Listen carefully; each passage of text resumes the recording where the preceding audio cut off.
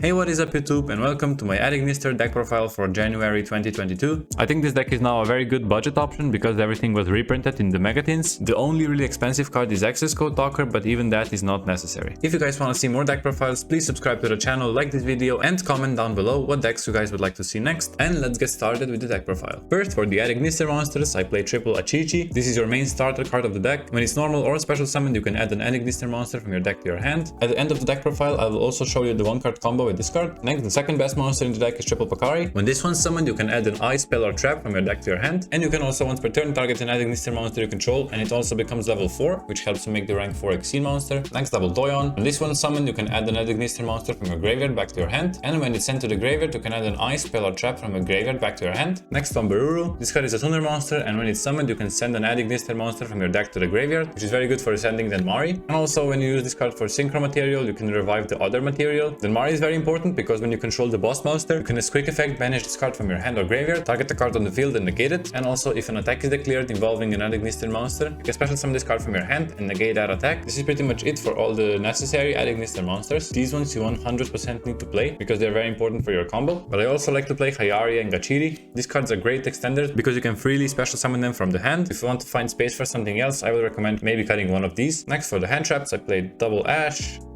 and triple Veiler. This deck only needs 1 to 2 cards for most of the combos, which allows you to play a lot of good generic cards. I like to play a lot of hand traps and traps. I think these are the best generic hand traps right now. Effect Veiler and Impermanence are probably the highest impact, but you can also play any other hand traps if you, for example, can't afford Ash, or if other hand traps are better in your format. Then for the spells, the best card in the deck is triple Island and 1 Terraforming. If you have no monsters in your main monster zone, this card allows you to special summon an Adignister monster from your hand, and that effect is not once per turn. The only requirement is that you can't special summon the same attribute twice in a turn, and pretty much all of the Adignister monsters are different attributes. This card is actually searchable by your Link 1 monster, but I still think this is necessary to max out on because this card is so incredibly important for all your plays, and even if you draw one and the Link monster goes through, you can then later in your combo search Eye Contact. With this card, if you already have an island on the field and 1 island in the hand, you can put the one in the hand back to the bottom of the deck and draw 3 cards. This card is great for fixing the problem of drawing multiples of these, and it's also really good for drawing hand traps and traps. Then for the search cards, I played triple Signet Mining. All of the Adignister monsters are Cybers, and triple I Meet You. With this card, you can reveal a Cybers monster in your extra deck with 2300 attack and add the Adignister monster from your deck to your hand with the same attribute. And at the end of the turn, if you didn't summon the revealed monster, you take 2300 points of damage. Next, I play double Reborn. This card is basically a searchable monster reborn. I would recommend cutting one of these for Fighting Spirit. It came out in Brothers of Legend, and it's basically the same thing as Reborn, but it has a very nice protection effect. Mine just hasn't come in the mail, so I would recommend playing one of those instead. Then I play 1 Call by the Grave. This protects your combos from hand traps. Then for the traps, I play triple Solemn Strike and triple Torrential Tribute. I played these because they're good going first and second. They're also very good in combination with each other. You want all of your hands to be 1 to 2 combo cards and then a bunch of hand traps and traps to back up your combo. And the last card is triple Imperm. Like I said, I think this is the highest impact generic hand trap right now, along with Effect Veiler, so that's why I'm maxing out both of them. That's it for the main deck. For the extra deck, I play double Dark Infant. When this card is summoned, you can add an island from your deck to your hand, and if this card is in the main monster zone, you can move it 1 zone to the left and change its attribute to anything you want. Next one, Lingering Bow. You can tribute this card to negate the trap effect and banish it, and as a quick effect, you can tribute an Adignister monster you control that was special summoned from the extra deck to revive this card. This card is very important against trap decks because you can just keep recycling it. Then 1 Link Spider. This card is very important in the Dino matchup because if they give you the token, your field spell doesn't work unless you link it off. Next one, Fire Phoenix. This card is pretty bad. You pretty much never summon it. The only reason it's here is because you can reveal it with I Meet You to search Achichi, which is the most important one, so that's why you have to play a Fire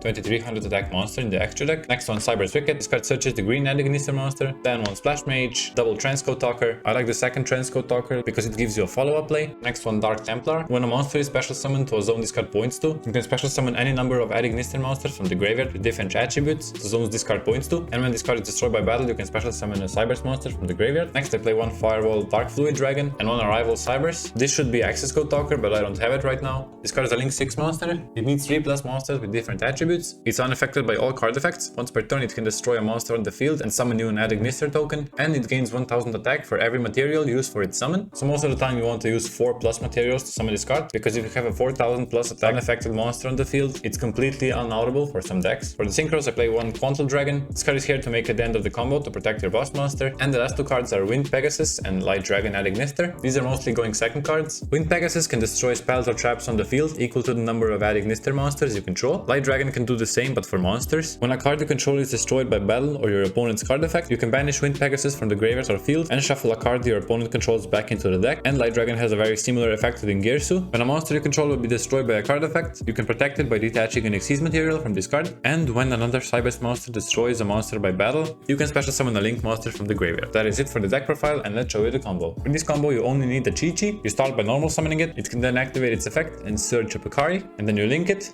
to make Dark Infant. Dark Infant is going to activate and search you the island, and then you can activate island and activate island's effect to special summon the Picari from the hand. Then Picari is going to activate to search you the I Meet You. Then you can activate the I Meet You and reveal a Dark Templar to add a Doyon to your hand.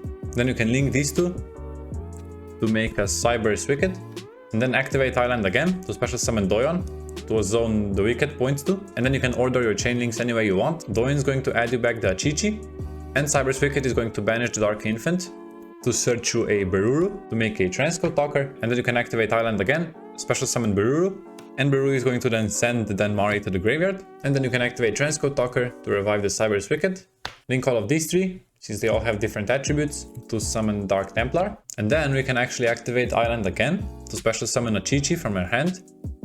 Because we only normal summoned a Chi-Chi this turn, we didn't special summon it with island yet, and then you link a Chi-Chi into a second Dark Infant. Then we activate Dark Templar to special summon from the graveyard, and then you chain the quick effect of Dark Infant to move itself, and then you can make it, let's say, Divine or something that you don't have on the board. And then Dark Templar is going to revive back the Chi-Chi, the Bururu, and let's say a Picari.